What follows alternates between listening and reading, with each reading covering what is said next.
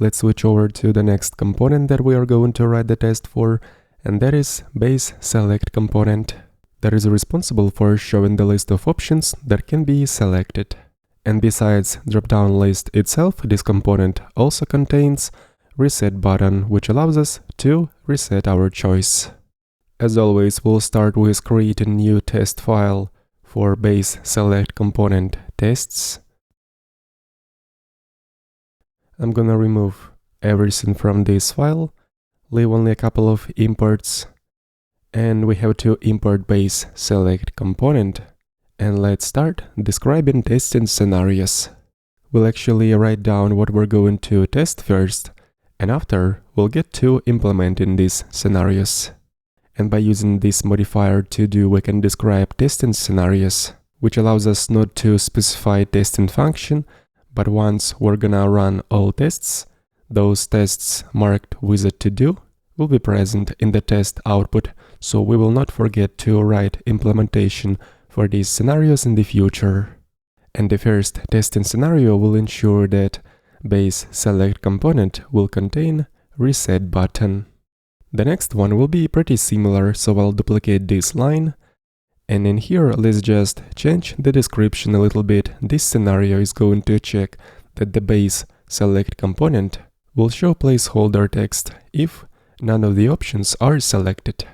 And finally, last testing scenario will be used to test if the options that we're going to pass as a prop to this component will be rendered. So let's get going with the first testing scenario. Let's see how we can test presence of the reset button. Firstly, let's open up base select component and check what this reset button looks like. In here, it is represented as a base button component. So let's write the following. First of all, I'm going to render base select component by using mount function in here. And then let's see which markup we're going to get. And after checking the result in the terminal, besides the markup, we're actually seeing a couple of warnings. Those warnings come up because we haven't passed any props to base select component. But this component, as we can see, requires 3 props to be passed. So what I'm going to do is actually copy over all these properties. Here, let's declare object with all these props. And I'm gonna pass these props with default values for now. So at least for now we got rid of all those warnings. So let's start writing expectations. First of all, I would like to check that base button component is present in the base select component as a reset button. And the way we can do so is by calling findComponent method on a wrapper object, which expects the component that we want to check if it is present. So I'm checking that base button component is present inside base select component. Base button component has to be imported as well. And eventually, we're gonna reference property called VM.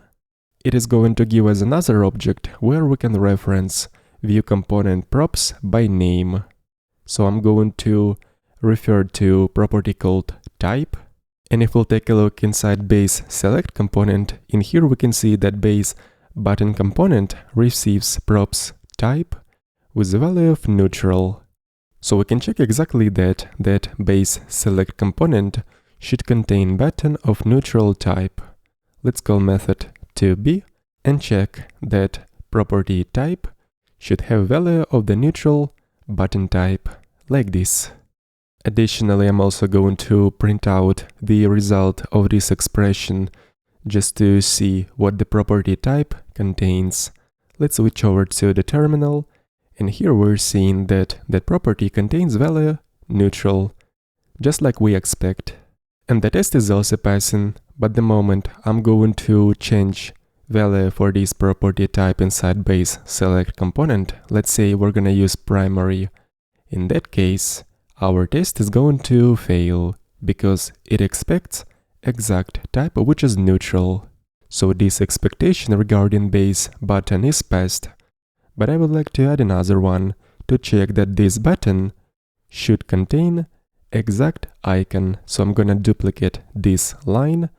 In this case, I'm going to look for component called base icon. And like we are seeing inside base select component, this icon should have property name with the value of xmark icon. So let's check exactly this in our test. In here we have to reference property name in this case. And we're going to compare this property with the following value of xmark icon. And we expect them to match. So let's import all missing things in this file, such as icon name type, as well as base icon component, and also let's print out the value of the property name in the console.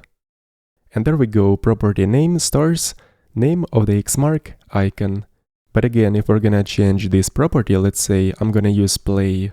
In this case, test is going to throw an error just like we expect. So this way we're gonna get guarantees that in case we're gonna accidentally change an icon that is supposed to be used for reset button, we're going to get failed test. Or if we'll completely remove this icon from here in this case as well, we'll get test failure. So at the end, I'm gonna get back to the test, remove all these extra print statements, as well as only modifier, and then let's run all the tests in the project. In my case, I'm getting the warning that some of my snapshots are obsolete, so I'm gonna regenerate all of them again by pressing U. And now let's run all tests in the project. All of them are passing. Let's continue in the next one.